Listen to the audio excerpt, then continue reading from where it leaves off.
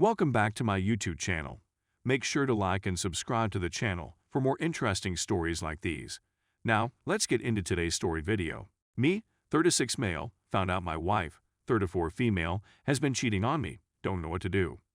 Let me begin with some background information. We've been together for about 17 years, have 3 children, an ancient property that we've been painstakingly refurbishing over the past 2 years, and our budget isn't the best, with no savings and a lot of debt.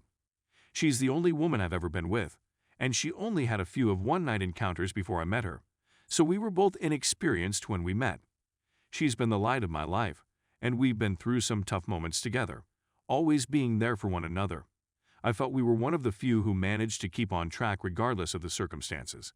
Apparently, I was mistaken.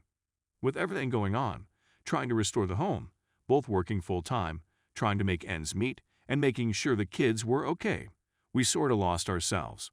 The awful financial condition and health difficulties didn't help matters either.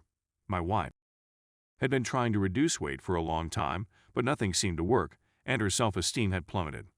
We were both sad, but rather than chatting and comforting one another, we suffered in silence. I buried my nose in computer games to avoid our difficulties, while she was always engrossed on her phone. Things began to deteriorate during spring and summer. She spent more time with her friends and went out to parties, while I remained at home with the kids. I figured if I let her get off some steam, she'd return home in a better mood, but that didn't work. I tried to ignore the sick sensation that was beginning to settle in my stomach. I'd heard a report that she'd been caught kissing a guy at a dance in a neighboring town. When I challenged her about it, she denied it and said that the man attempted to kiss her, but she pushed him away. I wasn't completely persuaded, but I didn't want to press her too much, since I wanted her to know that I trusted her. However, as the summer progressed, I saw she become even more cautious and secretive about her phone. I decided to have a look after seeing her FB password by accident one night on August 22nd to see if I could locate anything about the dance earlier that summer. What I discovered was even worse. I noticed that she had really been kissing a drunken male until her companion dragged her out of it, but that was nothing compared to what I witnessed next. I used Messenger and Skype to contact her. I discovered that she had been conversing online for months with 2 foreign males, and it started on Instagram when a strange man, A, wrote her some charming notes, and she began chatting to him on Skype in early June. After just a few weeks of talking to him, she began exchanging nude images with him, despite her initial reluctance. Later that month, the event with the person she kissed occurred.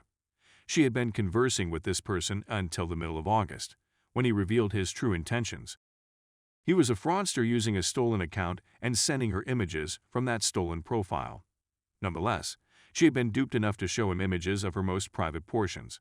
She seemed to be falling in love with him. By then, she had already begun talking to man B, which had also begun on Instagram. It didn't take long for it to morph into naked photos and banter. In both occasions, they fantasized about visiting our nation and meeting my wife at a hotel. She never said anything negative about me, simply spoke about me as if I didn't exist.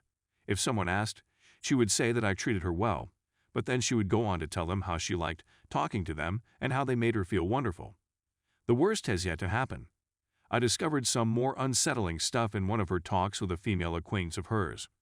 They went to a 2-day town festival in another neighboring town in early July, slept in a rented room, which I had agreed to and believed would be okay, and I was aware that my wife's friend, who suffers from panic attacks, had needed to spend the night at the local hospital. But what I didn't know and witnessed in their conversation was that she mentioned a 41-year-old person from our town, Guy C., a married man with children, who was unhappy in his relationship and whom she had met that night. He had came over to talk and had attempted to go all the way, but my wife had stopped him, according to her friend. She didn't provide a name, but since our town is tiny, I discovered a possible candidate, and I also discovered in my internet phone records that she had sent a message to a number belonging to a person who met the description. I was expecting the worst.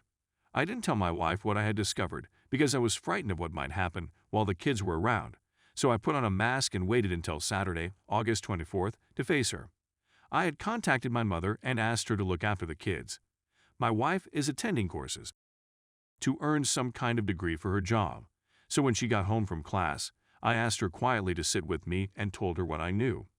There was no fighting, shouting, or cursing. We were just 2 miserable individuals, one of whom was furious and upset, and we chatted the whole night. She claimed that nothing had transpired between her and C, and that what she had done online was merely to attempt to bolster her self-esteem a little since she believed I had stopped loving her. She didn't attempt to blame me for anything, and she didn't scold at me for poking around. She said she believed I didn't like her anymore since she wasn't losing weight, and when those gentlemen began showering her with praises, she claimed she became. She said she didn't want to harm me, but she was selfish and sought to satisfy them as much as she could so they would continue to laud her, so she sent them nude images. She admitted to me that she had been cheating on me but hadn't realized it while she was doing it, despite knowing she was doing something wrong. I really wanted to trust her, but I had reservations. We decided to attend marital therapy in order to attempt to repair our marriage. Things looked to be getting better as the weeks went. She's been much more loving and kind to me. Our life has been fantastic, and we've been spending a lot more time together than we used to. I still had a sinking sensation that she was withholding important information from me, and after our second visit with the marital counselor last week, she eventually acknowledged the truth. She confessed what I had guessed and dreaded, but had hoped had not occurred. She had, in fact, slept with C that July night. Even though she admitted to feeling horrible and ashamed afterward, she continued to communicate with him over social media. She acknowledged to meeting with him twice after that, but just for a brief kiss. She even attempted to contact him again only a few days after I confronted her in August. My first reaction was to just freeze. I didn't shout, cuss, or do anything else. I didn't do anything to hurt her. I was glad that she had finally confirmed what I thought, but I also felt ashamed and wounded like I'd never felt before. I didn't want to hurt into anything, so I haven't thrown the ring in her face, nor have I approached the other man, since I don't want to be the one to tell on him to his wife or be jailed for assault. Besides, it was my wife who violated my marriage contract, not him. I'm not sure what to trust anymore. I had assumed that the lady I thought I know would never do anything like this. She's been attempting to persuade me that she was an idiot, selfish, and so on, and that she feels terrible for hurting me in such a way. She claims she's willing to go to any length to repair the issue and re-establish my faith in her. I honestly don't know whether I'll ever trust her or look at her with the same eyes again. Of course, I adore her, and I like being around her and seeing her smile, but it hurts my heart at the same time. I want this to work for the sake of the kids and our dire financial condition, since we can't afford divorce, but I'm afraid I'll lose myself and never regain any self-respect if I go through with it. How can I forgive her for cheating on me with not one, but 3 men? 4, if you include the one time she kissed a random man. She had been emotionally and physically cheating on all of them for some time. Not just one drunken night, but a 2-month-long emotional and physical engagement with 3 men. It makes no difference whether 2 of those connections were online. She was still planning to meet with them, despite knowing exactly what would happen if they did. Is there anybody here who has gone through anything similar and can provide some advice? It's tempting to suggest, simply divorce her husband and move on, but it's not that simple. I still have emotions for her, and I'm not sure what will happen to our children and family. I also worry that if I divorce her, her relatives and friends will find out, and she may hurt herself or be in a mental condition where she would have a negative impact on our children. We also have an incomplete home and no funds, so we need to finish renovating it before we can sell it for any money. Update. However, after receiving several positive comments from you all, as well as speaking with my closest friends, I was able to acquire some confidence in myself. I eventually realized, deep down, that there was no way in hell I was ever going to get over what my wife did, so I told her last Thursday that I wanted to quit our marriage. She didn't look astonished, so I believe she was expecting it. She made no attempt to influence me in any way. When I begged her to say anything, she just kept repeating, "Nothing I say would alter anything." She was sobbing uncontrollably because she phoned in sick to work. We've been notifying our closest friends and family about the impending divorce since then, but she's been very afraid to disclose what she did to her parents. My mother is aware of everything, but for some reason, I agreed not to inform the in-laws about what had occurred. Perhaps I was terrified of a fight between my soon-to-be ex-wife and myself, so I agreed to allow her time to inform them. We informed them about the divorce when we saw them last Sunday, but since we had to leave 2 of our kids with them for 3 days owing to a school vacation, it didn't seem like the proper moment to tell them about their daughter's various affairs.